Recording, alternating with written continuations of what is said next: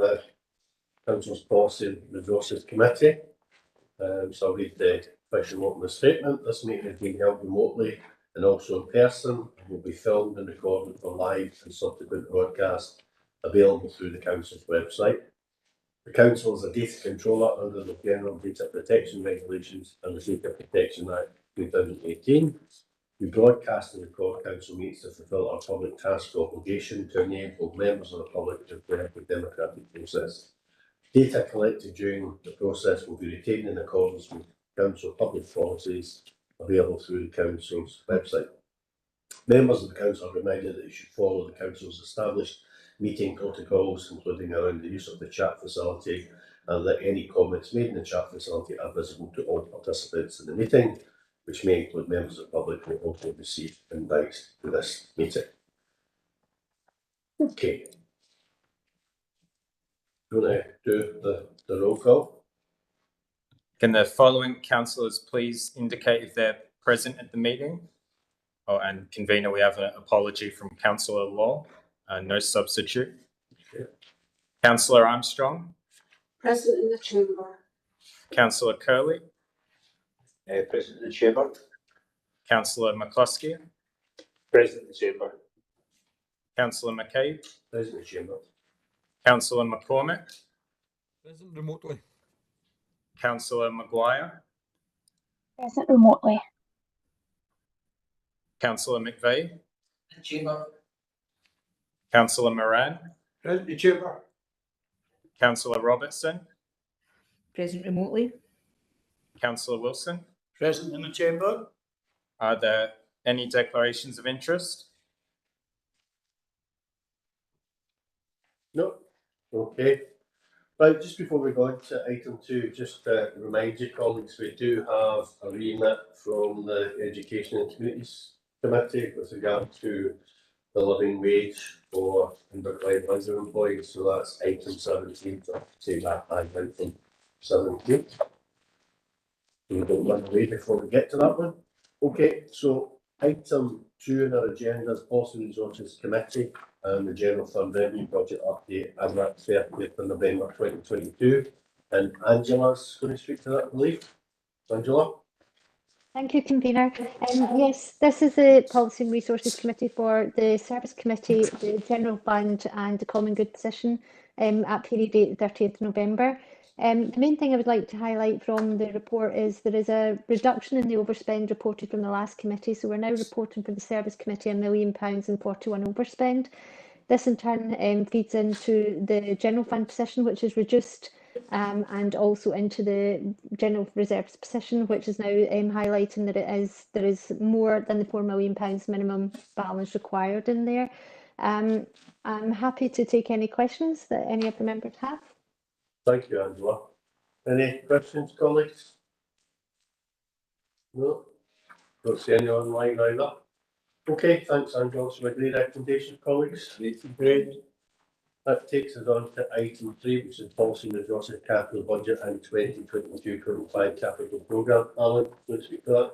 Thank you, Convener. The report highlights the overall programme position, including the 22% slippage. The report also highlights the committee's own capital budget positions, where there is an advancement of £200,000 being projected.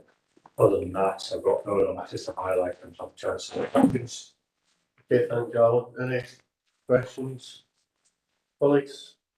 Thank you, Convener. It's educating communities, and it's the indoor parent facility. I was looking at the TVC webpage yesterday, and Dumfries in Galway, they were going to all the regional centres there, but because of a significant increase, it looks as if it's not going to happen.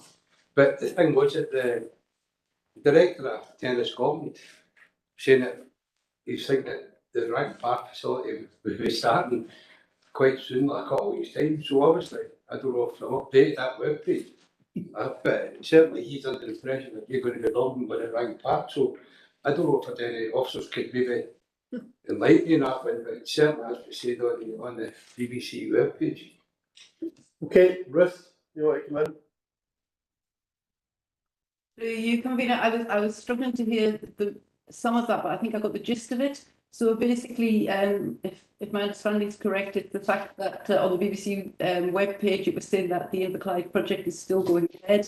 To be clear, the Education and Communities committee was basically agreed that it wouldn't go ahead, and that the minutes of that will go to full council. But we can update all, and we have updated recently all of the partners as to the decision of the committee. Okay, happy with that, Councillor Moran? Yeah, I'm happy as long as the BBC's happy. We're good then. A challenge to keep the things up. I think it obviously is important, and with the said that our partners have been advised of that decision to the Education Communities Committee take. Presumably we haven't had any formal response from the partners to that yet, Ruth. No formal response other than a commitment to keep on working with Inverclyde and to keep good relationships. Yeah. Thanks. Any other questions on item 3, colleagues? No? Okay, can I agree with recommendations? Agreed. Okay, that takes us on to item 4, which is the finance service update, and Alan's going to take that. Thank you, Convener. This report covers a wide range of issues. So if you bear with me, whilst I highlight the main issues. Within the welfare and benefits section, extra funding has been received to increase the level of support for families impacted by the benefits cap during 22-23 and beyond. And as a result, an amended policy is attached as Appendix 1 for approval for the discretionary housing payments. The report highlights that Scottish Welfare Fund support in 23-24 remains unchanged. As things stand, it will be challenging to remain within this allocation. Officers will keep this under review and report back if required on options to balance demand against budget. The impact of the draft 2023 non-domestic rates revaluation is flagged in paragraphs 3.9 and 3.10. Officers are in discussions with the assessor to identify any action which can be taken in advance of the amended appeals process commencing on the 1st of April 2023. So that has been factored in as a significant budget pressure later on in the agenda. A summary of the proposal to increase resources allocated to digital modernisation as part of the forthcoming budget is set out in the report. Dependent on the decision of the 2nd of March Council, a specific report on this matter will come to the next meeting of the committee. Finally, an officer self-assessment of the Council's adherence to the Financial Management Code is attached as Appendix 2. Thank you to Angela for progressing that. And 2 actions have been identified in paragraph 3.18. I'm happy to answer any questions. Okay, thanks, Alan. Jim, councillors. Yeah, thank you, Convener. Alan, 3.9, non-domestic rates. Are you getting much comment from businesses about the increase in rates from in 23?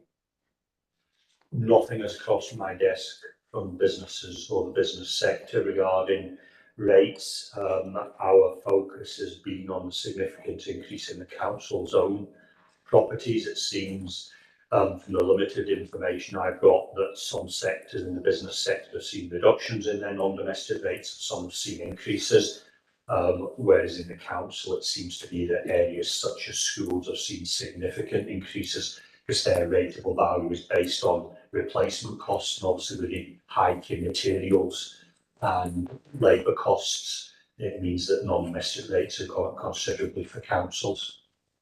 Yeah, I can understand because businesses don't tell me when things are going well. They just talk to me when it's going badly. Okay, we'll maybe find out in a few weeks. What did he say? So we'll maybe find out in a few weeks Ah, how they feel. Councillor Cullen, you want to come in? Yeah, sorry, apologies for that, for the phone there. Just on the non-domestic rates, I wonder if, through your if officers could give an idea of the quantum of the percentage increase the 1.05 actually represents to our non-domestic rates. Oh, Very crudely, about 20%. yes, not insignificant budget pressure. Tommy, Councillor Beck? Thanks, Convener. Alan, just remind me, did we get any additional support for that additional, to cover that increase in domestic rates? Did we get any additional support in the budget for that? through you, convener, in practical terms, no. What happened in the draft Scottish, the draft budget is that the amount of non-domestic rates income that was given to local governments went up considerably and the general revenue grant went down. But obviously the councils are contributing to the non-domestic rates increase. So in simple terms, no, there's more money coming into the Scottish Government because of the change in the non-domestic rates. But as the report later on in the agenda said, my assessment, which aligns with COSLA's assessment, is that the council got less than £1 million increase overall in cash, usable cash funding next year. Yeah, okay, so maybe that's one of, plus one is 11 million, somewhere in there. Okay, any other questions, colleagues? No, can I agree recommendations? Agreed. Okay, that takes us on to item 5, corporate policy and performance update report. Rhona, going to speak to that. Rhona. Thank you, convener. Good afternoon. This report provides the committee with an update on several performance and policy matters. Firstly, on a corporate approach to awards, the corporate management team have agreed to adopt a new corporate approach towards submissions for national awards. Secondly, on equalities, EIA's equality impact assessments were completed for budget proposals, were shared with members and are also available on the council website, and further assessments will be made available for the next round of budget proposals. And thirdly, on Citizens Panel, Autumn 2022 survey. A briefing session on this took place earlier today, and the committee report outlines the survey results and how we will use them. And the recommendation is that the committee notes latest updates in relation to corporate policy and performance. Thank you, convener. Thanks, Rhona. Any questions or comments, colleagues? Elizabeth, Councillor Robertson. Thank you. Can I just check that you can hear me? Yeah, loud and clear. That's fine. Good. Thanks for the report, Morna. And I do really like the idea of having a corporate approach to national awards, but it's kind of prompted me to ask a question about a kind of parallel idea, but arguably more important idea about having that our corporate approach to the horizon scanning role of looking at external opportunities for funding, etc.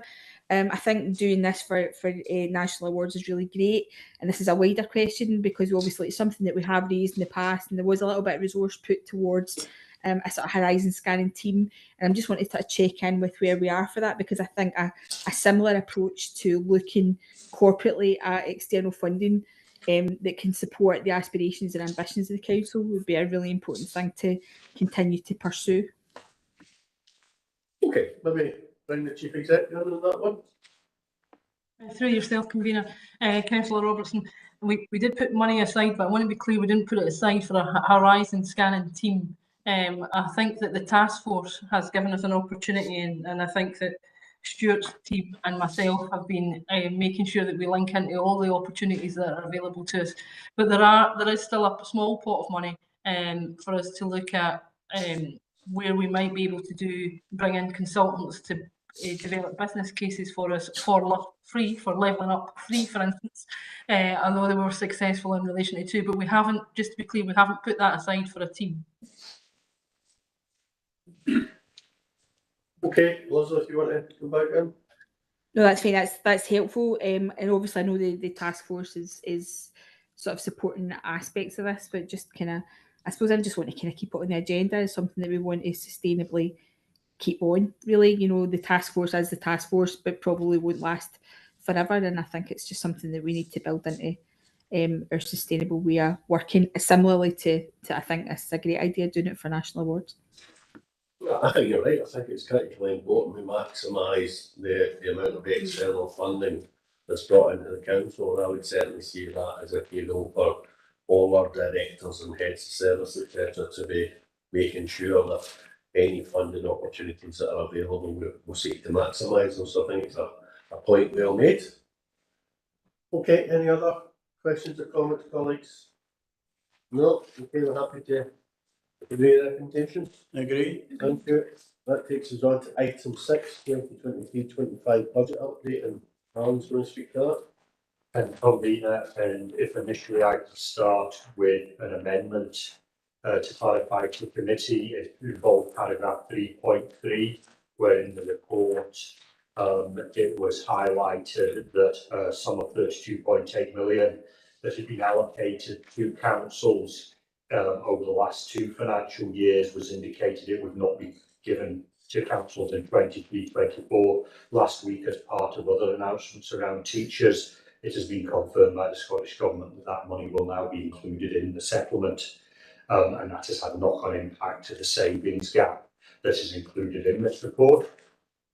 Going back to the report, it provides an update on the post-draft local government settlement position of the 23-24 budget. Appendix 2 identifies further savings and adjustments, including the service transition session savings, which is the next item on the agenda, which will ultimately need the approval of the 16th of February Council. The report provides a note on the impact of the draft non-domestic rates revaluation. I have a number of questions on already today, and the change to the appeals process implemented. And the report identifies 2 changes to the capital programme and notes that consideration of the capital programme and reserves is ongoing by the members' budget working group. I'm happy to answer any questions. Okay, thanks, Alan. Any questions or comments, colleagues? Martin, Councillor Waters. Thanks, convener. I think this is the first opportunity that this committee's had to discuss the draft budget since it was announced in December, and I think it's just an opportunity to reflect on where we've got to. You know, before Christmas we were talking about significant real terms cuts, and that's exactly what we've seen in this budget. And I'd like to just draw members' attention to this briefing paper that was issued by the Scottish Parliament Information Centre earlier today. There's a lot in it, and there's a lot of useful stuff, but just 2 numbers that leapt out. Since 2013-14, so over the last 10 years, the Scottish Government budget's increased by 8.3%, but the local government budget has increased by only 4.3%.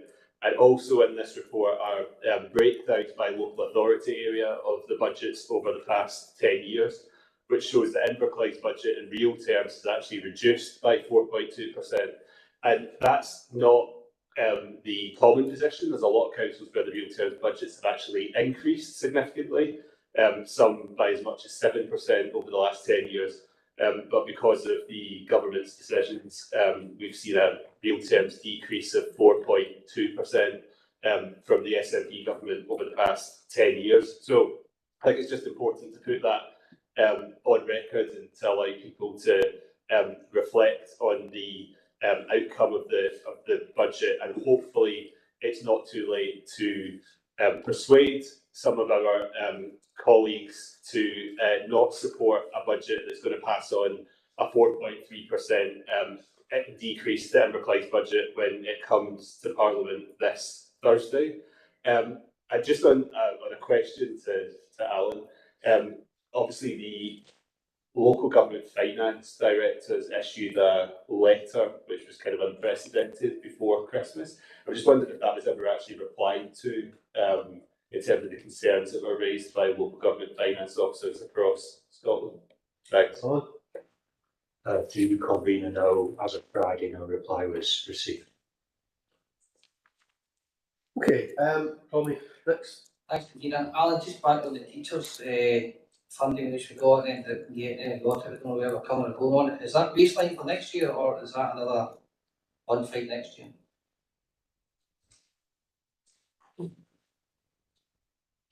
Sorry, from my perspective, I always thought it was baseline, and it was a bolt from the blue when we heard that we may not get it this year. And I think this is just a potential underlying outcome of the fact that local government is more and more reliant on funding from other directorates of the Scottish Government for some of its core funding, whether it's from the Education Directorate, whether it's from the Regeneration Directorate, whether it's from the Health Directorate. And it's knowing whether year to year you're actually going to get that going forward. If it's in the local government portfolio, then there's every chance that it will be there, it should be there. So I think that's a matter that between COSL and the Scottish Government they need to clarify going forward. If it was a council budget, we would do we'd via the money on a permanent basis. from education to local government, as it were, or from health to local government. That hasn't happened with some of these sums, and so you're more at risk that decisions could be taken within that direction, not to pass the money over to local government, which makes it very difficult when we've employed permanent staff or implemented permanent contracts off the back of those decisions. It's just part of the complexity of the settlement that we've got. Do you want to come back, Tony? Yeah, thanks, Alan. So just knowing you being very prudent, I'm assuming you're not counting that in next year. It's not in next year's potential budget gap at the moment. You're leaving them figures out, the additional 488,000. Sorry, for 24, 25, I will be assuming that is baseline now. Okay, that's fine, thank you. So just to be clear, in terms of the report, Alan, the estimated budget gap we got in the appendix will be reduced by 488,000. Yes, if I can clarify for elected members, in Appendix 3, if you look at 23-24 column, you'll notice about 2/3 of the way down the figures, there's a figure of 4318 being the remaining funding gap. If the matters in this report are approved, that will now reduce to 3830. And that's the figure that the members' budget working group are working to for their draft proposals for the council to consider. Okay, Chris, thank you, Kevin. I think Tom and yourself actually asked the question I was going to ask. But maybe from a slightly different view, or different perspective on them. The question I was going to ask Alan was obviously on 5.2. It's the 1.94 million you've got as an increase based on what we actually assumed before. So I think that means that we 1.94 plus the 488. That'd be correct.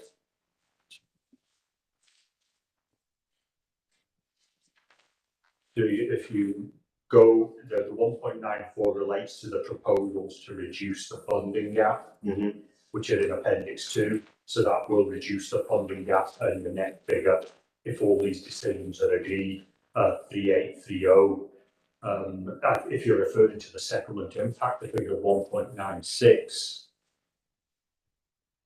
rather than 1.94, I had assumed that we would get £1 million cash reduction on the basis that across Scotland it would be flat cash, because as Martin has indicated, in reply it's a poorer settlement because of our depopulation ostensibly and other reasons. But because of the protection we got from the floor and the fact that in my assessment, which matches COSLA's, there's an extra £72 million free money in the settlement, we got a £960,000 growth. So moving from $1 million negative to 960 growth gives you 1.96 million of an improvement from what we projected. Okay, thanks. Just because not a 1.96 million increase in the fund. No, it's just, but yeah, it's just there's lots of numbers around this paper that are always very similar. So thank you very much for that clarity. And just if you don't mind, Karina, Councillor McCluskey referenced the document, so if Councillor McCluskey should be willing to sort of send a link to other councillors in the council. Thank you very much. Yeah, I gave it Councillor McCluskey in the first place. To act as his personal researcher and he's trying to Well, at least you got your place, Convener. Councillor Yeah, just very briefly, Alan. Last Friday, I think it was John Swinney indicated that he wouldn't let councils reduce numbers of teachers in order to get savings. Where are we up to date with that? Has any announcement come out about it or any notification from the Scottish Government? I've seen nothing regarding it. Right, thank you. There's ongoing discussions between COSLA and the Scottish Government. Certainly, public statements have been made. There was talk of something being presented to Parliament this week, but there's certainly ongoing engagement between COSLA and the Scottish Government over that particular matter at this point in time. In fact, as I understand, there's a meeting taking place about it this afternoon. So as soon as we get information, obviously we'll share that with members, because it is a key issue in terms, not just for this council, but for every other council, how we balance your budgets. Could I just add, convener, it's been very helpful, the different notifications and calls that you've passed on to us. Okay, I'll continue to do that. When they're publicly available, obviously I can't provide you with it. It saves me searching. Confidential matters. Okay, any other member like to come in? No. Maybe I could just make some comments. Obviously, we had the full council meeting before Christmas, which was the day before the fund, or the same day as the draft budget was announced, and I did quote at the full council the headline figure of 550, I think it was reported that day, that the government should have figure of 570 million. And clearly, if it was 570 million extra in funding, it wasn't £1 billion that Northland asked for, but it was certainly a fair way towards it. But the reality is, when we cut through all of the spin, and we have had some to and fro over the last few weeks, it's circa £71–72 million extra in cash, shared among 32 councils, and ours is under £1 million extra in cash. It's an appalling settlement. It's an absolutely appalling settlement. Now, I do welcome the cross-party consensus that we've had in this council. I welcome the fact that we've all been prepared to send letters to John Swinney. It did take him a few weeks to reply to us, but we did get a reply, and we're going to reply to his reply because some of what's in there does require challenging. We've agreed to obviously write to the First Minister. That's been off. We're waiting a reply from the First Minister. At a COSLA level, there's been unanimity that the settlement is an appalling settlement, not good enough. There's certainly been a lot of kickback against the issue that Councillor Wilson's highlighted around restrictions on teacher numbers, etc. in terms of that. So local government is actually speaking with a united voice at this point in time, trying to get a better settlement. Whether it results in a better settlement, we may know on Thursday of this week, potentially on that. So I do welcome that. But the reality is that it is a very poor settlement. The worst settlement for local government that I can remember in my time as a councillor. And we know if the government sticks to this settlement, it's going to have very, very tough decisions being made, not just in the coming weeks, but in the coming years. Because we know, arguably, this is going to be the easiest year, potentially, to balance our budget.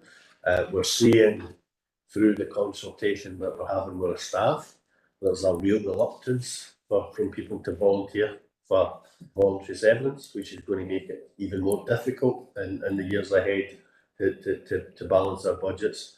We're under huge pressure around pay as well. We're obviously still in the midst of a pay dispute with teaching employees, which sees no sign of being resolved at this point in time. And we've just had the pay claim in from our SJC union colleagues looking for a pay increase. Which union is what's that? That's the unions that represent the majority of council employees. So it's transport, so Unite, GMB, and Unison are three key unions. So they're looking for a pay rise in 23-24 of 12% or £4,000, whichever is the greater, which Mr. Pucker has quantified to. If that was applied across the council, that employee would cost us somewhere in the region of £18 million, when we are currently providing for around £3 million for pay increases for next year. So the pressure and the challenges facing us are absolutely unprecedented. And I've used the word crisis in a number of occasions. It's a crisis. There is no doubt about it's a crisis. And we need the government to recognise that crisis, and we need the government to be announcing very soon a significantly improved settlement for local government. And if they don't, absolutely, the damaging decisions that we have to take, the cuts that we have to make, the charges we have to raise, and the increases in council tax we may well have to make, I would lay most of that blame, I have to say, at the door of the government for their consistent underfunding the local government. And Martin's absolutely right. This just didn't happen this year or last year. This has been a long-term strategy of underfunding local government. Also a long-term strategy of undermining the independence of local government through council tax freezes and council tax caps, to the point where this council is 85% dependent on the Scottish Government for our funding. So I just think it's been a long time coming to get as bad as this, but we really are in a situation which is really difficult, and we're going to have to make different decisions. But the government still has time to give us a significantly improved settlement, which would help us mitigate the worst of the cuts that we may have to make in the next year or so. So hopefully they're listening to us. Hopefully they're listening to COSLA. Hopefully they're listening to SNP councillors, in particular within COSLA and SNP council leaders, because we really need the government to sit up and recognise that they need to come up with an improved settlement. Okay, with that, do you feel better now? I've got it off my chest, yeah. That was good. Yeah. No, I don't know what you use, but I find this an exceptionally difficult period. Yes. Every year, when we're all, and we're, a lot of the time we're doing it out with council others, we're doing it at home at the weekend or whatever, we're sitting going through savings, we're looking at this and that and what the implications are, we're thinking about council tax and how that will impact, we're thinking about charges. It's exceptionally difficult, and we know that's not just impacting in people who are distant to us, it's impacting on our community, it's impacting our friends, our families, etc., so our constituents. So these are very real decisions that we know are impacting, and I know we for example sent out the email and the notice on Monday about the brown bin charge going up to £40. Yes. And it may well be a small example, but right with the people are out there and are saying, why is my brown bin charge going up to £40? Yeah. I agree. I'm paying my council tax. Why is my brown bin charge going up to £40? So, and that's the tip of the iceberg, because the savings that we're still to make are harder savings than that type of thing. And we know going forward, the savings are going to get even tougher to make. So it's going to be a difficult few years, but the Scottish Government can help us by recognise that and help us to try and mitigate the worst impacts of it. Right, okay, I'm happy to agree with it. Chris, you want to come in? No, I just obviously I've been a councillor for about 5 years going on, and obviously it's not something I didn't know time before we had this process, and I would say that another aspect of it, and it's not to is that the amount of time that officers and councillors spend on the budget process means we're not spending time doing other things. And I think it's important we look at going forward how we do get this process streamlined and get a way of actually getting I'll use your terminology, a fair settlement for local government. So we can spend time actually doing what we want to do is improve the local area. No, absolutely, and I think that's a very fair point, and that's why the aspiration has always been to get a 3-year settlement and set a 3-year budget. So we're not going through the same torture every year. We so far haven't been able to persuade the Scottish Government to give us that medium-term settlement. Okay, can we agree with the recommendations? Right. Thank you, colleagues. That's what I said. Okay, right. Item 7 on the agenda is service concession flexibility accounting change proposal. Alan, can you explain this to us? Thank you, Convener. This report outlined a time-limited opportunity for the council for a change to how it accounts for service concessions within our annual accounts. On the face of it, a very dry and technical issue, but the reality is it gives a financial opportunity for the council, which in the context of the previous discussion, officers are recommending that members should take advantage of. This option was agreed by the Scottish Government to assist with the council recovery and meeting the economic impact of COVID, and was agreed ultimately in the summer of last year. And a circular was issued in September 2022, which I referred to in the report. If supported, however, there are several important matters that councillors need to bear in mind. This has no impact on the contract between the council and E4I for funding and delivery of the 4 PPP schools. That contract will still run 2039-40 and will terminate at that time. There's no impact on the payments made by the council to E4I or the receipt of the Scottish Government grant Both of those will continue until 2039-40 in line with the contract and will stop thereafter. The benefits to the councils are not cash backed. What that means is it's a book entry that gives us money. It increases our reserves because I do a journal entry. It doesn't give us a penny of cash. I will need to borrow that cash, but I factor all those costs into the figures which are in front of the committee today. It will put pressure on cash flow in the medium term, and the longer term affordability is outlined in Appendix D of the report.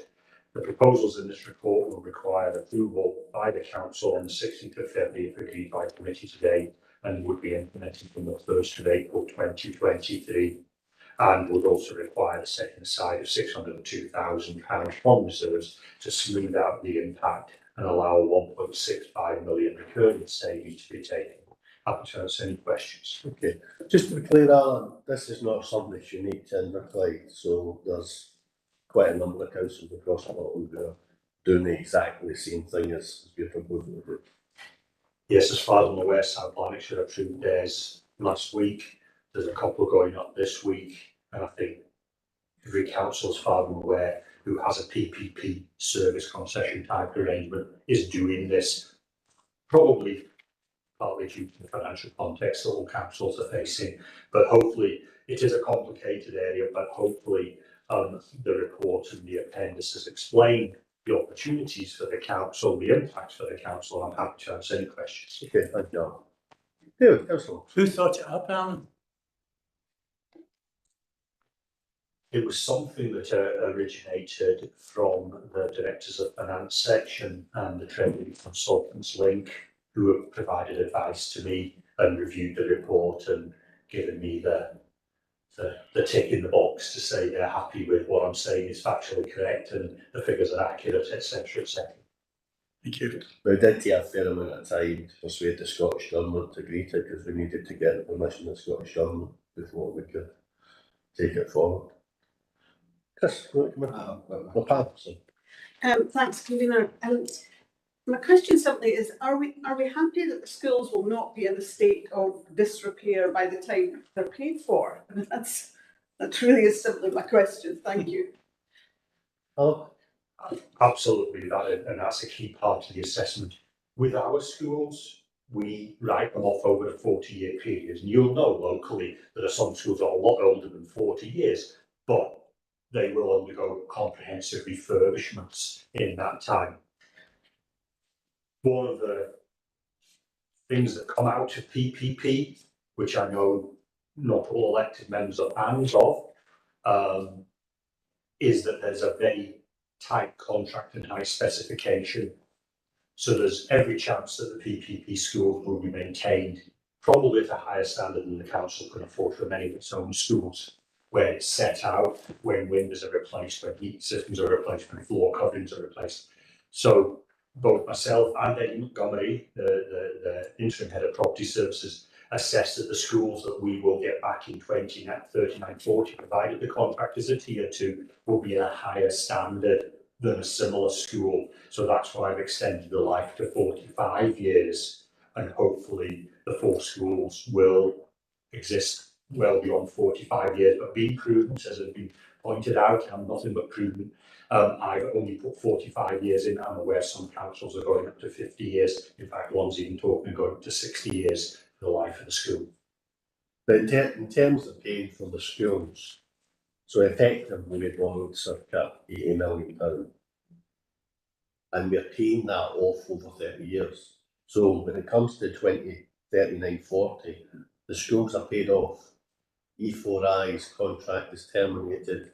The council runs the schools directly in terms of the facilities management, etc. So there's no debt on the schools in cash terms. There will be a book debt as we go forward, but there's no cash debt. So we will own the schools as originally planned. Thank you. That's reassuring. Thank you. Okay. Any other questions, colleagues? Yes. Just obviously, anybody reading this report probably would look at this 14.7 million that's appeared on our books, and we can spend it. It's always great that this financial flexibility has been agreed. I understand the time it's taking to come along. Obviously, the question in the back of that really is do officers think there's any other financial flexibilities of a similar nature that could be achieved? And do you probably have to just ask, do you mean through this sort of arrangement, or do you mean to in general in part of the budget? I think I would say in this sort of arrangement where you have a loan situation, but I think it would open up as a general area as well. If I can answer that in two parts. One thing that I keep under review is to make sure that our loans charge right back period aligns as far as possible with the life of the assets. So we're not writing off, let's say, a debt over 10 years for a building that's going to last 40 years. So me and my team keep that under regular review. And the flip side is you're not writing a debt over 40 years for a PC, because you're not going to have a PC for 40 years. You need to write that off over 4 years is what we do in our books. So that's a flexibility which we've always had and can do. We can reprofile our loan charges. In terms of other flexibilities, I think it goes back to the discussions that we've had at the Members' Budget Working Group, and we've touched on at today's meeting regarding local authorities having the freedom to determine their priorities and spend money the way that they want to spend it. So, this isn't me making a political point, this is a practical point. 20% of our budget goes on teachers' pay. If you cannot touch or reduce in any shape or form the number of teachers you've got, it means you've got to take the savings out of the balance. But 30% of our budget goes to the IJB, and that's mandated how much we're to give. So that's 50% of the budget which you as elected members effectively have got no flexibility as things stand to adjust. Then you take in PPP arrangements, loans charges arrangements, which are effectively fixed. And all of a sudden we're left with probably only 30% of the budget to achieve the savings that we've got, which is why the savings options that are in front of elected members, there are some very, very big cuts in there, 50% reductions, 100% reductions, 25% reductions. It's because there's so much of the budget we can't touch. So my professional assessment is at times of limited funding, you want as much flexibility as possible as to how you use it. And that's the discussions which are going on at a political level between COSLA and the Scottish Government at the moment. Thank you, Convener.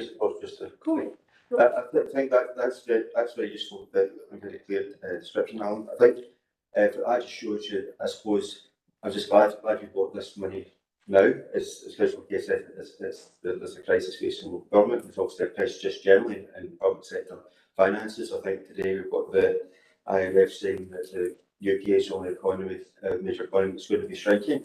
Lies. So I need to, as a convener, intervene at this point. I'm sure you're not accusing Councillor Curley of lies. I'm accusing the IMF. Right, yeah. As Councillor Curley knows, I treat him quite affectionately. I hope that's appropriate. Okay, Councillor Curley, continue. Thank you, Convener, and thank you, Councillor Wilson, for clarifying that it's the IMF that you believe is being untruthful. Thank you very much.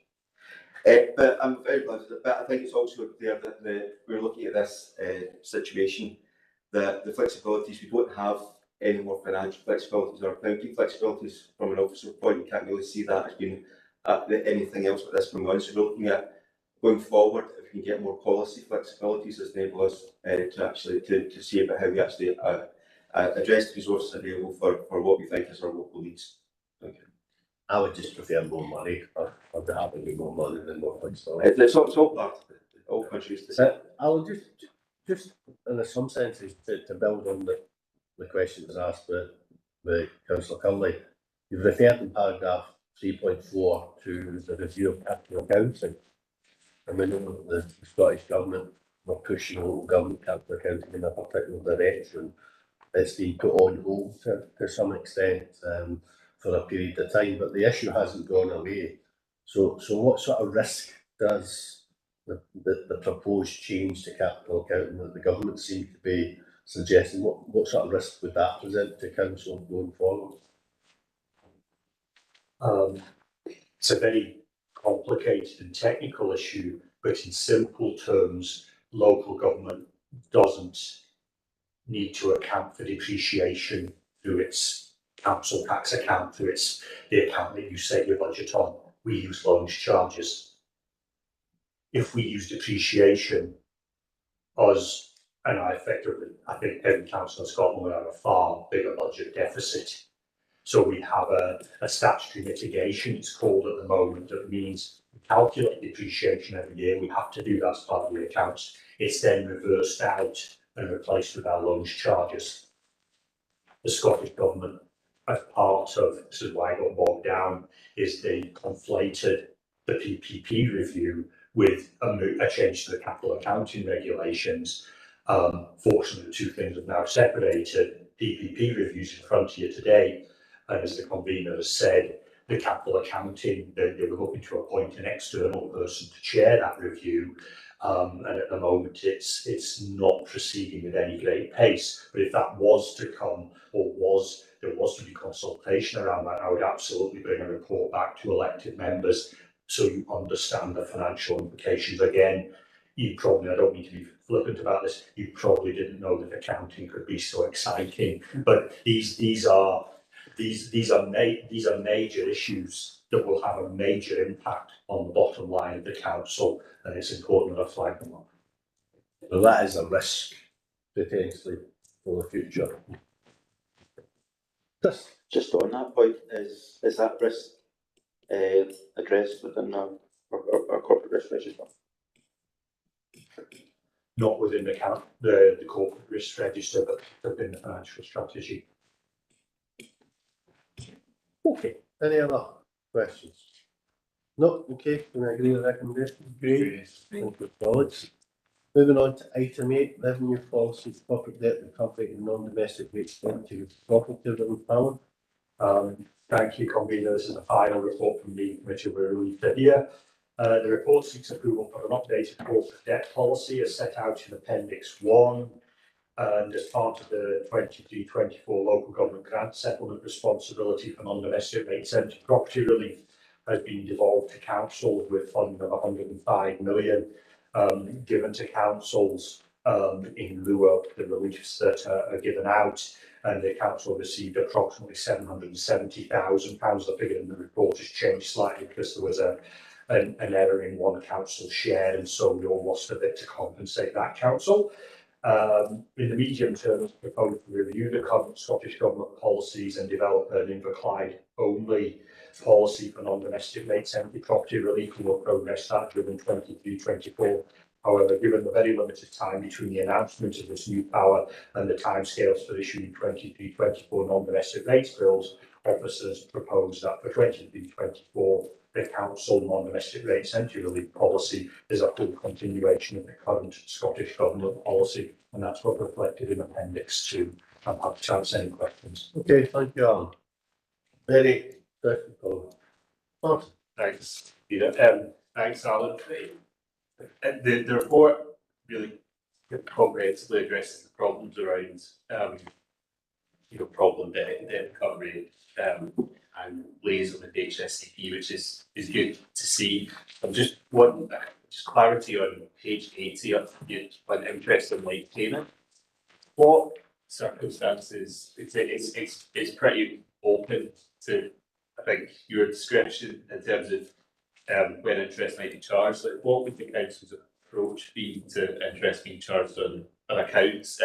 First of all, and then I know that this will be reported separately to the committee at a later date, but have we had any indication that debts such as on school meal debts, for example, are increasing at the moment? Is this going to be more of a problem over the coming year or not? Okay, sorry, through you, convener, and if I could give Ruth advance notice, I'll probably pass the school meal debt question over to Ruth, but obviously the impact of the expansion of universal free school meals probably reduce the debt in the short term. I cannot recall any cases where I will have charged interest on a debt. Council tax obviously goes to court for summary one, non-domestic rates goes for summary one, and some of that is around about the extra costs incurred in recovering the money, but also interest on debt. If we have issues like charging orders on properties, then statutory interest is added on to those. But in terms of sundry debts, unless, and I know Tracy is on the screen there, I cannot recall any case where I've been asked to add interest onto a debt, if that provides reassurance. Yeah. Okay, Mr. you want to come in and school meals? Yes, I'm not aware of any increase in debts on school meals, but perhaps to provide reassurance that not only do we have the increased income levels before people are entitled to pay, or people have to pay for their school meals, we also have a system in place that gives parents early warning and also support and advice before they get into a higher debt situation. But I can double check the actual amounts to see if there's been any difference, but certainly I've not been alerted to the fact at this moment in time. Okay, thanks, sir. Okay, Chris. Thank you, Steve. Just with respect to the non-domestic rates, obviously Alan has advised that we're following the Scottish Government scheme as it stands at the moment. But I'm just wondering if you can have a bit of commentary on what sort of flexibilities it's anticipated that we will have as a council going forward. So the empty property rate is a relief to businesses if they had the properties, but also be interested to know if it would be within our purview to actually be able to utilise this as a way of actually encouraging economic activity within the area as well. Oh. Thank you, and that'll be a key part of the policy development, which I'll do in consultation with Stuart Jimison and his team as well. But if you look at paragraph 3.15 of the report, you see what the current reliefs are. Clearly, the council will have the flexibility to reduce or increase those reliefs. It's not just all one way about making property owners pay more for their non-domestic rates. Elected members may take reviews under these views under the review of the reliefs to give greater reliefs, but that will be a cost to the council. So I am aware of one council not a million miles away from here, which is going to end listed building empty property relief. Now you see at the moment in the current year, what we think some of these figures are understated. That's £125,000. Now, I'm not saying that's a good thing or a bad thing. I'm just saying that these are matters that elected members may want to consider. To it, one way of encouraging a building to come back into use is by increasing the charges on that building, so there's a focusing of the mind. But in other cases, it may be providing incentives to bring by saying, look, we'll reduce non-domestic rates while they're carrying out refurbishments or whatever. So there's various things of which I'm not an expert on, but Stuart and his team are, which we will bring into a policy and bring it back in approximately 6 months' time. So there's plenty of time for business to adjust to that, the billing for 24-25. Okay, thank you. Any other questions, colleagues? No? Okay, we'll do recommendations. Agreed. Okay, moving on to item 9, communications and engagement strategy. George is going to speak to that. Thank you, Convener. The report before you proposes a new communications and engagement strategy and action plan. The aim of this is to put in place, update or to reinforce the broad building blocks of how the council carries out communications and engagement. At the heart of the strategy is ensuring the council aims to speak with a single voice to ensure consistency and clarity across all of our services, our programmes and projects.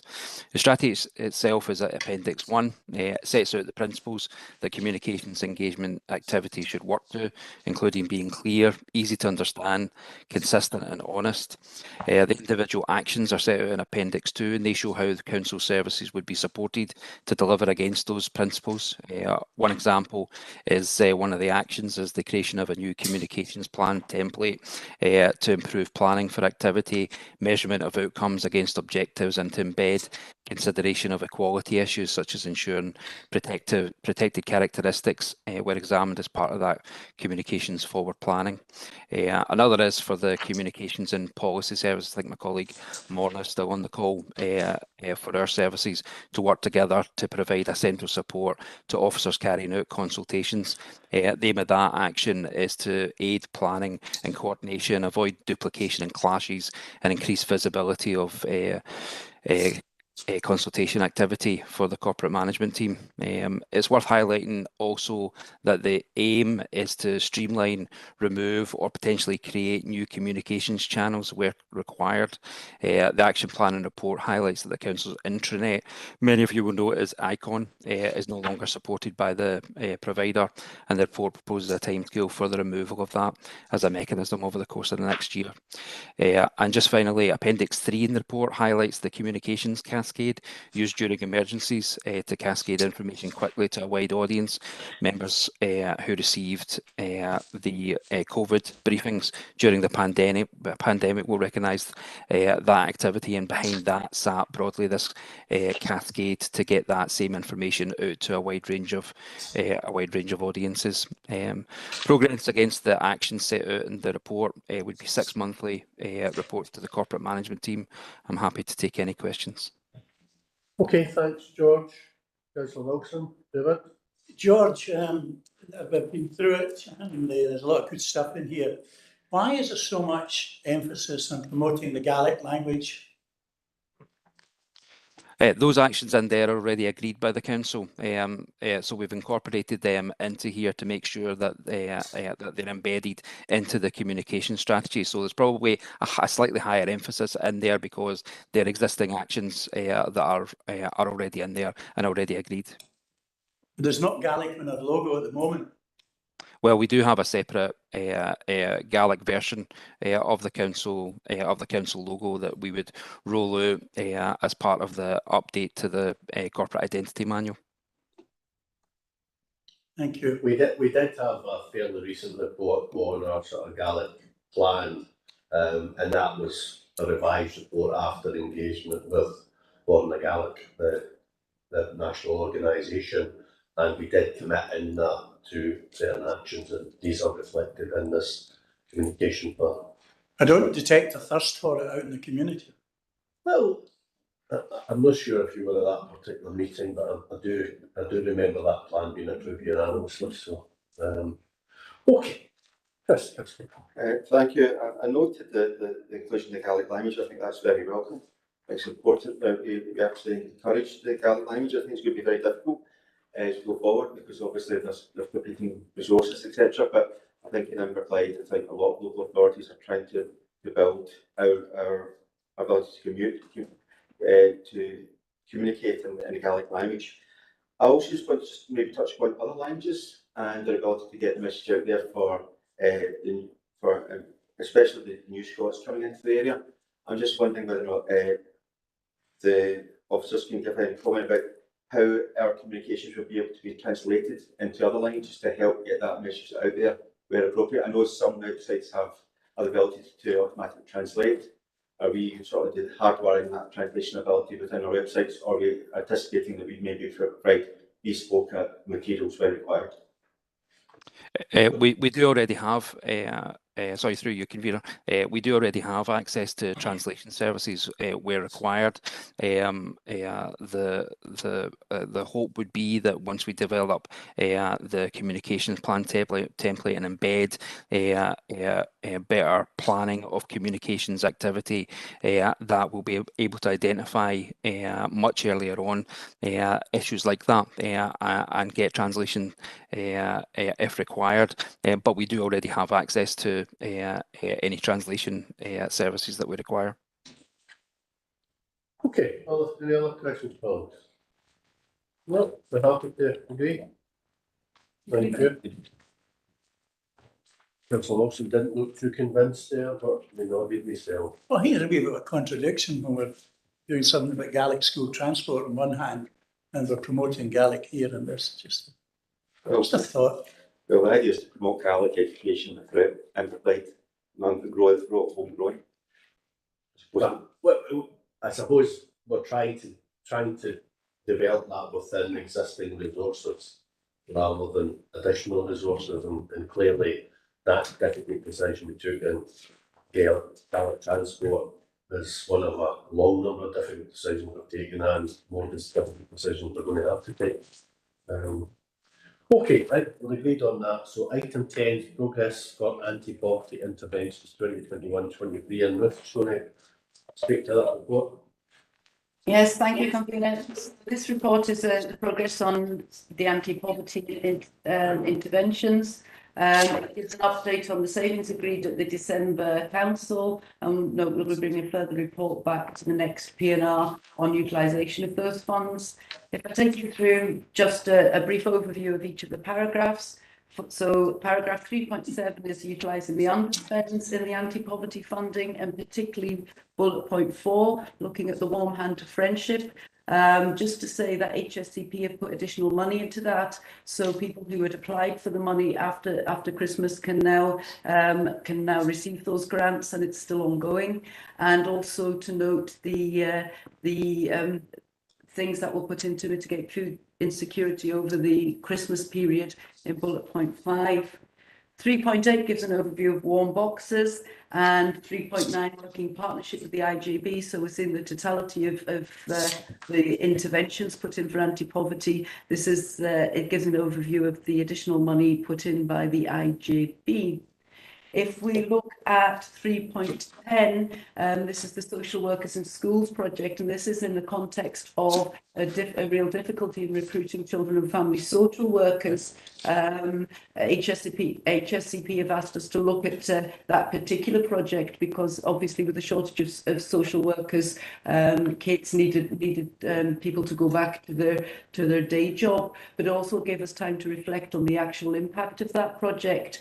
So the recommendation is that that project ceases at this point in time, and we look towards the whole family interventions that can be brought forward as part of the whole family wellbeing fund, but also the fact that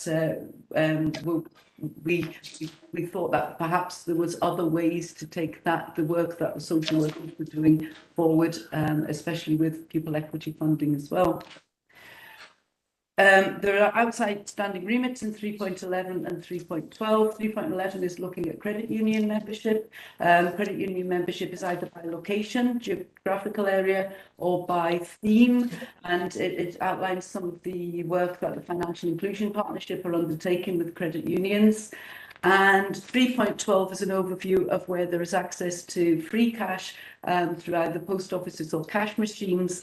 And if members haven't already done so, I would urge them to follow the link to look at where a community can request either a cash machine be installed if there isn't access to free cash in an area, or also as an anti-poverty measure where cash machines can dispense £5 notes if they don't already do so, and communities can request that. That's me, and happy to take any thoughts or questions. Okay, thank you. Martin. Thanks, Stephen. Ruth, just a couple of questions. On the warm hand of friendship, the 100,000 that says here 98,000 is used up. Is that scheme now closed, or is there going to be more money available? That's question one. Question two, on cash machines, I think this is a really useful overview in terms of the free availability of cash. And it's actually, in terms of ATMs, it's a lot more across the area than I thought it would be. I think the most interesting bit of the report is just towards the end, where it talks about cash machines dispensing £5 notes. I'm wondering if that's something that we as a council could possibly persuade Link to start doing, and certainly in areas where that could help people, because I know certainly a lot of the town centre cash machines won't dispense notes that small. And the final question is possibly more one for Kate than yourself, is just around the 3.9, the funding that was allocated by the IJB. I'm just wondering how it's been going in terms of the cash assistance under Section 12 and Section 22, because I know that was quite an innovative use of those powers, and I'm just wondering how that's been performing so far. Thanks. Okay, you want to come in and then bring Kate in? Yeah, so with the first question with the Warm Hand of Friendship, yes, there's another £50,000 in that initiative, and CVS have reopened it. And in fact, just during the meeting, CVS have given me an update on the applications that have just recently been approved. So it's not, to be clear, it's reopened and it's considered applications that were already in the pipeline. In number two, about the question two about the £5, I had a look on the website, and I think it is as easy as just sort of nominating a cash machine and following a link, and anybody can do it. So it can be an elected member, it can be a community member, and basically request that it dispenses £5 notes. It did seem remarkably easy. But I think you have to do it by cash machine, particular cash machines rather than particular areas, if that makes sense. Okay, Martin, you're on tonight. Could you put in the 2 cash machines in Kilmacombe as £5 dispensers? Okay, Kate, I second. Right, no hilarity, please. Kate, do you want to come in? Yeah, so just to give you an update that the processes to get the money out have been a bit more involved than we thought, but it's in its early days of the money going out, and we're doing briefing sessions all this week with staff because we've had to simplify very complex processes to get it out, to make sure that we're in line with the governance arrangement and for the purposes of audit. But my understanding, it's going really well. And we hope to bring a report to the Social Work Scrutiny Board on the 23rd of February that will give you an update about what the money went out and what it's been used for. So be able to give you a bit more detail, Councillor McCluskey, then. Thank you. Okay, thanks, Mark. Kate. Chris, what come in? A couple of questions. I might just. I think the second question might need a little bit of latitude from yourself. If you hopefully I'll get it. But the first question is on page 128, which is the Warm Boxes initiative. And it's just trying to get an idea, because I'm just looking at the 10th paragraph. I just want to get an idea, but how many, it says that I will provide 500 local people, which is great, but it says the group, the people will be identified. I'm just wondering, can officers give an idea about how many people were identified? Was it actually more than the 500 boxes that we had? Is there other people still waiting to get the boxes? And just to see is how many boxes left over, because it says we received those who will receive the boxes, those who will be discharged from hospital, like the compassionate Inverclyde, and customer involved in drawing boxes, etc. And the boxes were delivered by local volunteers prior to the festive holiday period. So my presumption there is all the boxes are out. I just want to get confirmation, but are all the boxes being delivered? And did officers effectively identify more people than the 500? Kate, you want to pick that up? I mean, this is a partnership approach between myself and Ruth around that. So there's various points that the warm boxes that have gone out. I know that there has been a request for additional funding going into warm boxes, but I can't give you an absolute number, but happy to go and get an update about how many we've put out across the board. Ruth, I don't know if you've got any more recent data around it. Just to say that the adults were identified through known people through health and social care. I'm not aware of any being left over, but I am aware that some of the Warm Handed Friendship, there's been some smaller warm box initiatives as well around communities. So it seems to be something that communities are grasping and taking forward. I'm not aware of any unmet need at this point, nor am I aware if we've got any left over. I don't think the team would let that happen, but I'll double check just to make sure. Okay, Chris, you want to come on? I just go back on that. I think that's very useful. I think it'd be useful to get that, because it seems a very simple thing that we can do, and obviously it's maybe going to be an ongoing issue to try and give people that little bit of help.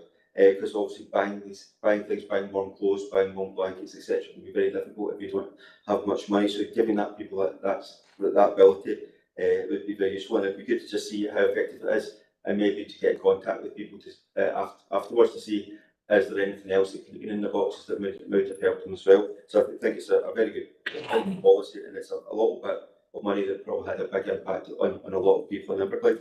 Yeah, I mean, I would expect evaluations of these initiatives to go back to the IJB and the council, because obviously these issues are not going to disappear this winter. They're going to continue.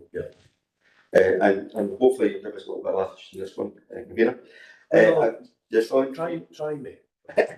I will always try.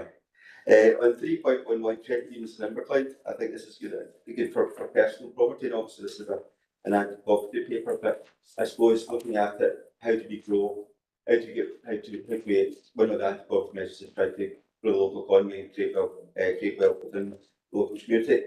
And I'm just wondering, looking at how we're sort of trying to develop, we've got levelling up fund bids going on, etc., is how we encourage people to actually sort of help develop businesses in the area. I'm just wondering, and this is probably a little bit of latitude because it might not be appropriate for this paper, but I think it's quite maybe a thing to touch on, is as an organisation, how can we get involved in maximising sort of loans and that are available to businesses who maybe want to start up. I've got we were discussing it earlier, and Councillor Pam Armstrong made a good point.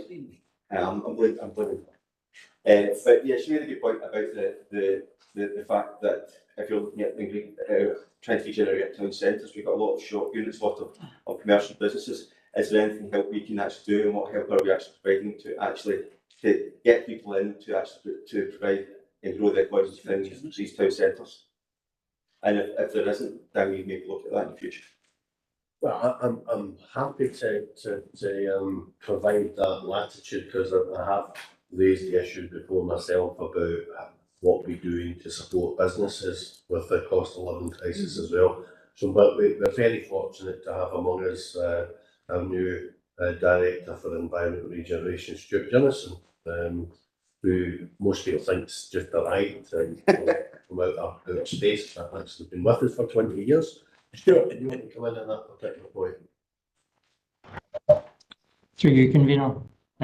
There's a range of support packages available to businesses, including town centre businesses, and it's our intention to bring a report to the March E&R committee, which identifies the whole suite of support interventions that are available. Good. There you are. So we're going to get a chance to discuss that. Okay. Okay, should we get some information in the chat from for us? There are still warm boxes in the I-58 food bank this morning when she was visiting. Okay, Councillor Maguire, Natasha, you have some questions. Thank you, Convener. I have a couple of questions. So the first one was around the Warm Hand of Friendship funding. It's great that so much money's went out and that there's going to be more through the unspent by the IJB. But I was just wondering, have we had a look at how this is distributed across the Inverclyde area, and if this relates to areas that we know suffer from deprivation more than others, using the SIMD indexes, or is there any way that we're trying to correlate where this money is went and making sure that it's actually hitting those communities that are maybe facing more challenges than others? I know that all communities are impacted by the cost of living crisis, but I do feel like some areas are hit a bit harder than others. So have we had a look at that? Just looking at the list, I've noticed that some areas do seem to have a bit more provision than others. Ruth, are you want to pick that up? I mean, it's a sort of bid fund, isn't it? So I suppose it's a fair challenge. Yeah. How do you ensure in the bid funding process that actually you're meeting the needs, rather than, I suppose, the most active communities getting the majority of funding? Ruth?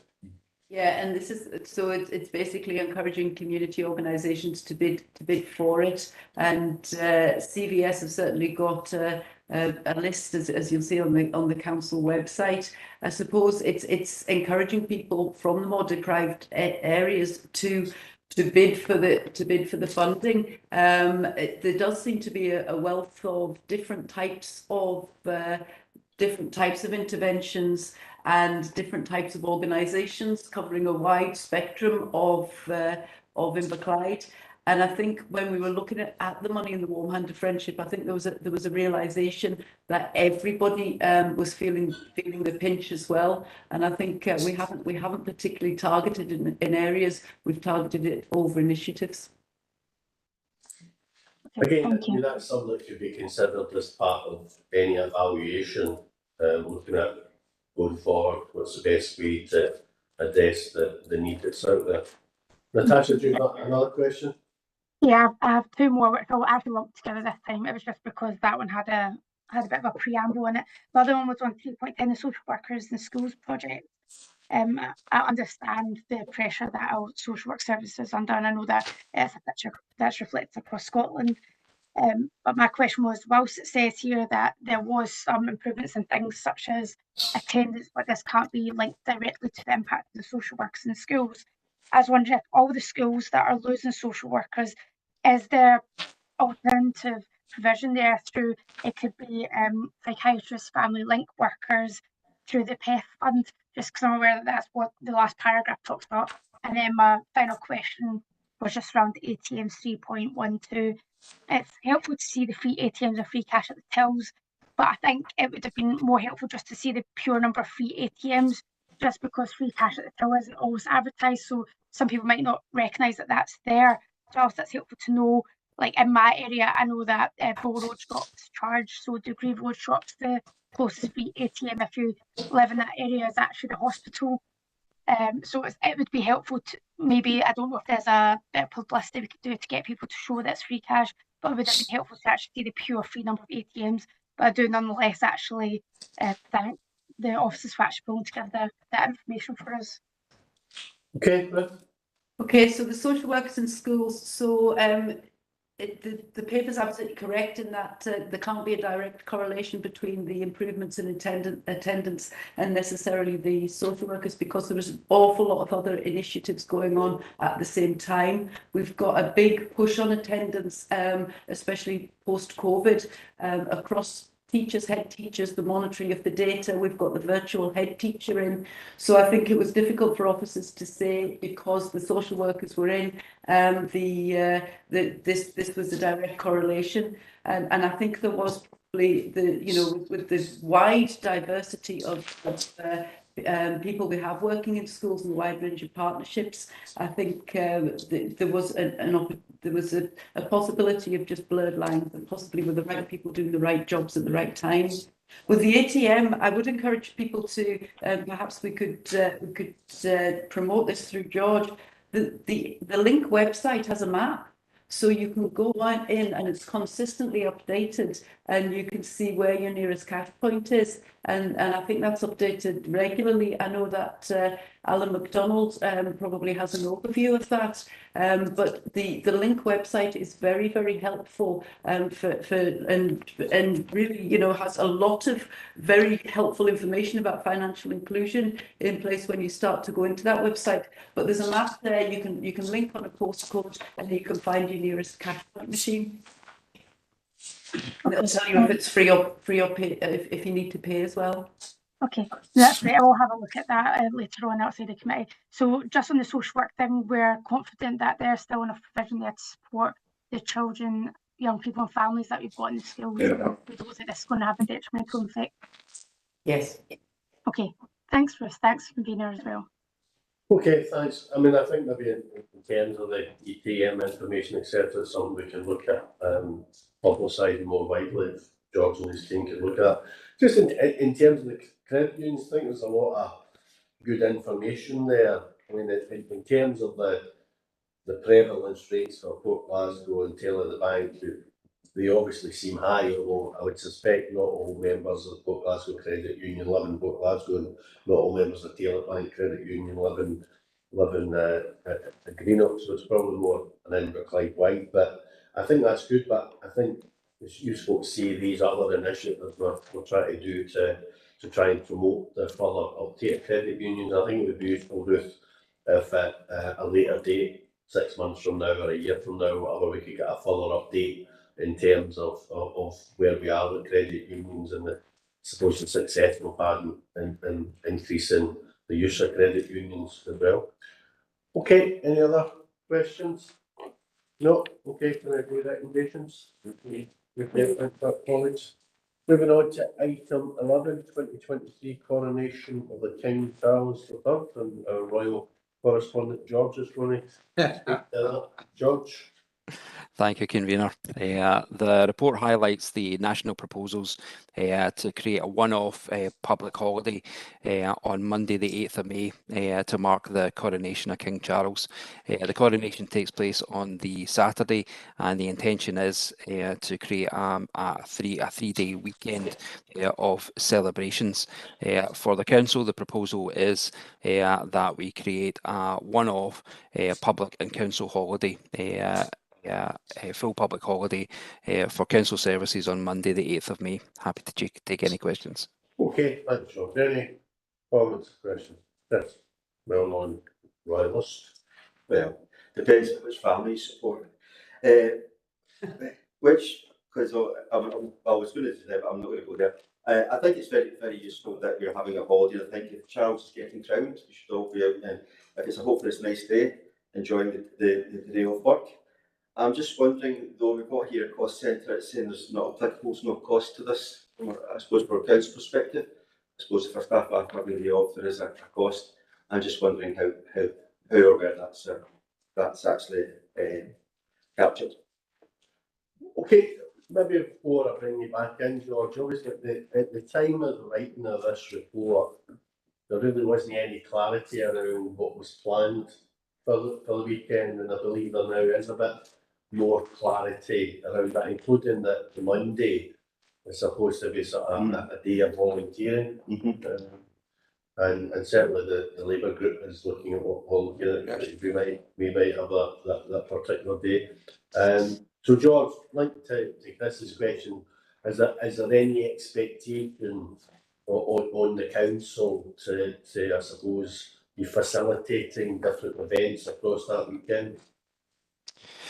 So far we don't have any dedicated events planned. Generally speaking, what we would do for an occasion like this is support the community in taking part. Often that's by making sure that we're a cascade to information getting out there to allow community groups and religious organisations in particular to take part. So when any guidance comes out, we would automatically scan that.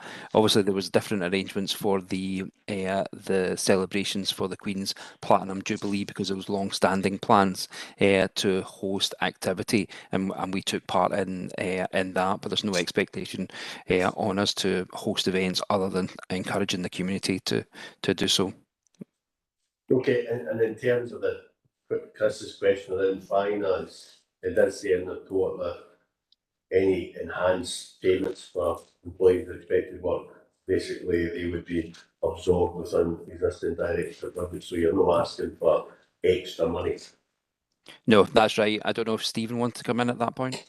Stephen? Yes, thanks. Through you, Convener, you probably just said what I was going to say. The costs will be contained within existing budgets.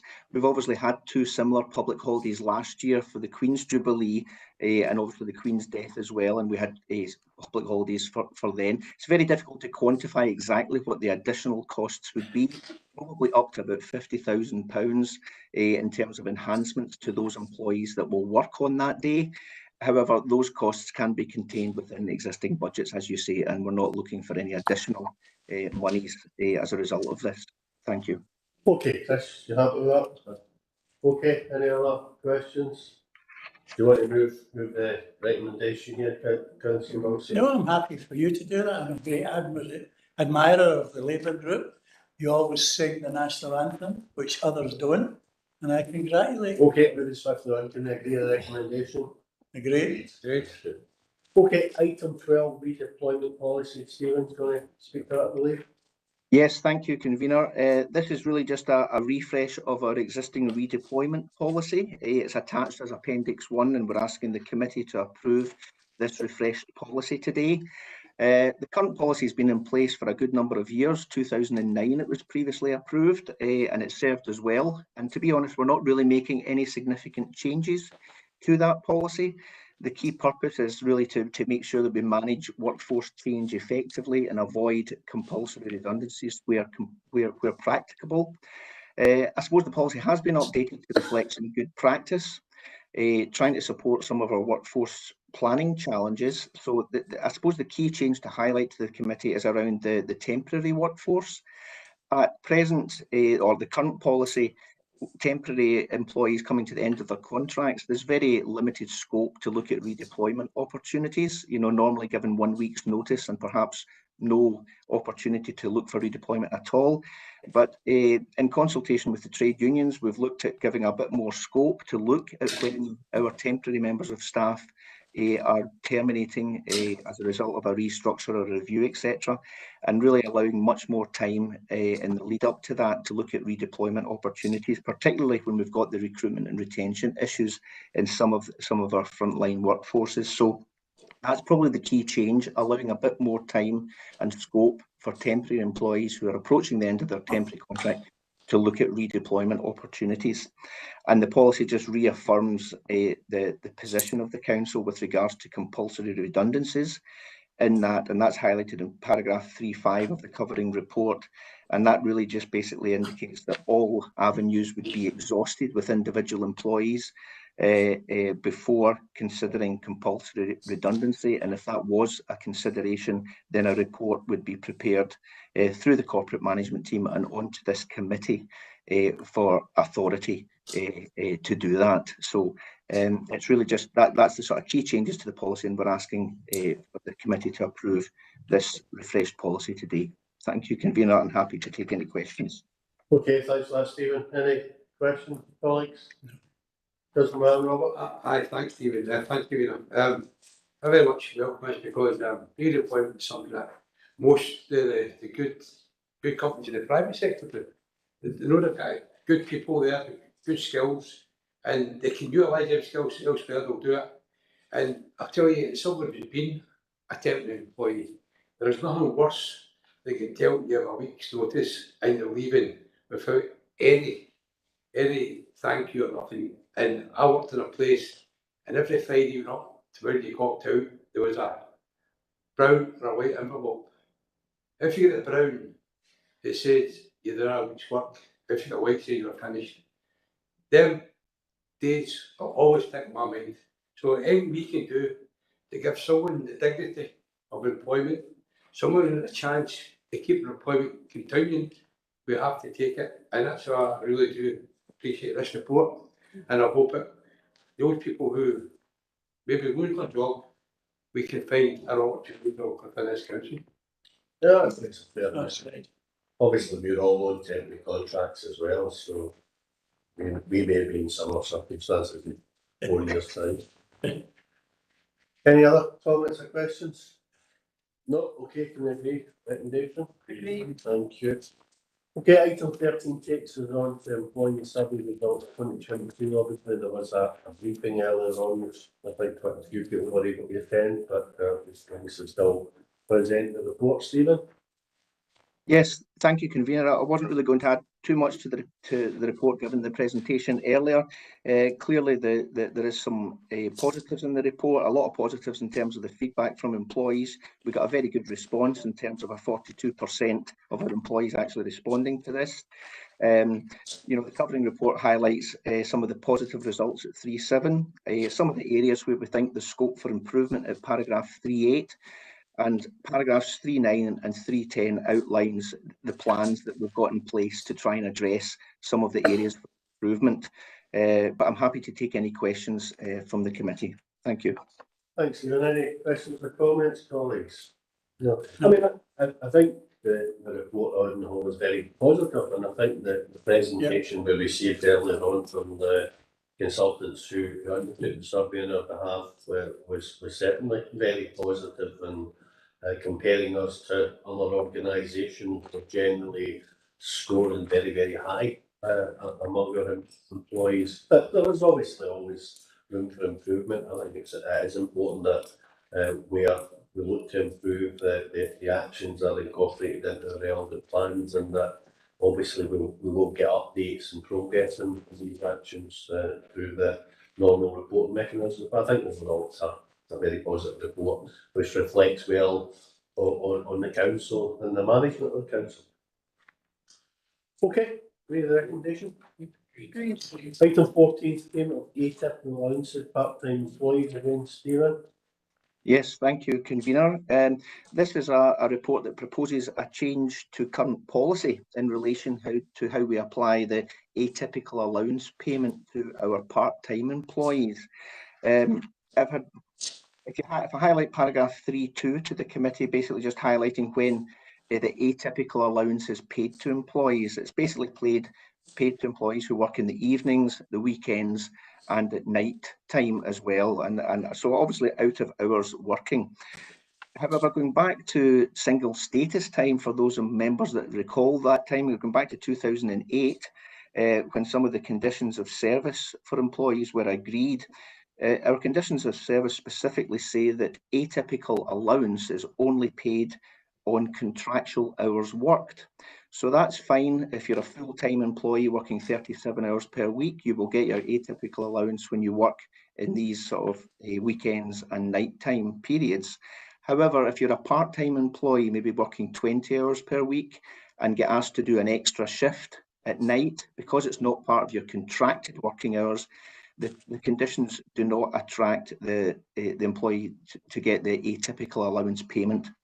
So this is something that we've discussed with the trade unions as well, and there's, in terms of getting a more consistent approach to how we pay the atypical allowance. We want to make the change to the current policy to make sure that the atypical allowance is paid on all hours up to 37 per week, whether they're contractual or not. And I've highlighted at paragraph 3.3 that the current position does cause some difficulties in terms of some part-time employees being less inclined to do extra shifts when they're not attracting the atypical allowance payment. And in fact, we've got some employees who are working overtime at time and a half to cover those shifts. Therefore, we don't foresee any financial impact as a result of this change, and it would only impact on, as I say, our part-time employees who work additional hours, and it would give them access to that atypical allowance that our full-time employees have. So it's really just getting a more consistent approach across our terms and conditions for our employees, and we'd like to make this change from the 2nd of February, which is the beginning of the next pay period. Thank you, and happy to take any questions. Okay, thanks for that. Any questions, colleagues? No. Things are sensible. No. Change, yep, you can agree that, thank you. Agree. Okay, we're moving on to the section that's termed routine decisions and item for no time where we're not supposed to actually present the report to be passed for any questions. So the first one is item 15, providing of electronic care monitoring service 2070, looking for delegated authority and the head of legal and tax services to approve the award of the contract. Agree. Any questions? No? They're happy with that? Yep. No. Great. Okay, item 16, the use of term delegated for the chief executive, voting the new chair for Property Councils and Innovation Network. Are we happy to note that? Happy. Yep, okay. And there was a we haven't been passed that voting behalf of council. Is it the last paper we're going to get on the subject? No, because we would be going to get regular reports on. No, I mean about council capacity getting appointed. No, I Might as well. You might want to issue a briefing regular to members on for the work that we're Okay, that takes us on to item 17, which is the remit of Education and Committee regarding the implementation of the National Living Wage. Obviously, there's a request for us to approve £77,000 from reserves so that can be implemented from January 2023. Alan, you want to confirm that we can meet that from reserve, Yeah, but back to the thing to last year's proposal that we've gotten. It was highlighted right at the start of the meeting by Angela that our reserves amount to £1,94,000 more than recommended. Okay, so we're happy to clear that? Yep. Yes. Yes. And I think that's the end of the My business. light's on. Oh, sorry. How dare I ignore you? I know this came through education, which I'll sit on, but I'm a bit uncomfortable with this. It seems as though that my emails and my phone calls in the last 6 months, I'm full of complaints about Inverclyde Leisure for all sorts of reasons, all sorts of things coming up. And really, I will agree it because I think it's the mood of the committee. I'm extremely uncomfortable about it, that they should come to us in a crisis with the begging bowl when we're looking at things like perhaps closing indoor bowling. And as the aged persons champion, I'm very uncomfortable with that. I think there is the Port Glasgow Baths. With Ravenscraig, the committee there approached Inverclyde Leisure about perhaps a community buyout. They're told you'll never afford it. It's £1 million a year to run this place. The girls at the Port Glasgow Juniors can't get on the pitch because there's a block booking from a Bishopton football club. The Port Juniors themselves are under a lot of pressure because we've got some banners up on the fence for the people who sponsor them. At the cargo centre in Kilmacombe, again, the staff are run by Inverclyde Leisure. Again, there, Inverclyde Leisure were very, very slow in getting going again after the pandemic. There are 5 other halls in the village of Kilmacombe. Each of them has got some organisation which used to come to the cargo. And as Councillor Curley will know, our financial situation has changed dramatically there. It's not as good as it used to be. So really, I'm not terribly entranced by Inverclyde Leisure. I will support this. I just wanted to put a marker down. Thank you, Convener. Okay. I mean, in terms of the sort of, I suppose, the operational issues that you're raising there, I would maybe encourage you either directly to ask for a meeting with the Chief Executive of Inverclyde Leisure, or Ruth could potentially facilitate that. I've done it through my colleague, Councillor Brooks. Okay, so and also there are councillors on the board of Inverclyde Leisure as well. But in terms of the financial situation, I think we need to be clear that Inverclyde Leisure obviously has faced significant financial pressures as a result of the pandemic, which has impacted on its revenue stream and its costs. It's been impacted by the cost of living crisis, but rising in utility costs. But as no doubt Alan would confirm, in terms of the level of public subsidy that we give to Inverclyde Leisure to manage our leisure facilities in Inverclyde, it's one of the lowest probably in Scotland. And they have historically raised a far higher proportion of their income from their commercial activities than obviously receiving grants. So I wouldn't criticise Inverclyde Leisure in financial terms. They've absolutely been impacted, and we have, as a council, providing with significantly more than £77,000 worth of funding, 1.9 million or so approximately. But in terms of the actual savings proposals, it's the council that has asked Inverclyde Leisure to provide us with savings proposals. Inverclyde Leisure would be probably quite happy for the council to increase its grant accordingly and continue to run the facilities it currently runs without having to make any savings. We have asked them to provide savings proposals so that we can assess those savings proposals against the other savings proposals and then come to a view, right? So because proposals are on the Inverclyde Leisure list of savings, doesn't mean to say Inverclyde Leisure want those savings to happen, and it doesn't mean to say the council is going to accept those savings and cut Inverclyde Council's Clyde Leisure's funding or not increase its funding accordingly. That's not going to be part of our discussions. But I think on the whole, Inverclyde Leisure does a good job. I don't think any organisation is perfect. I think on the whole it does quite a good job. But I would certainly encourage you to have that dialogue with them and raise your concerns directly with them.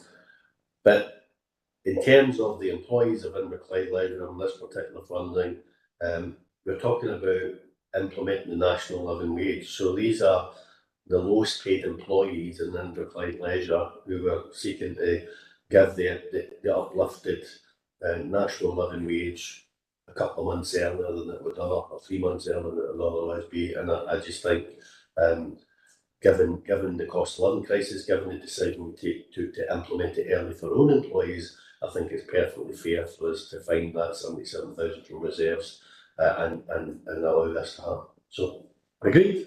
Agreed.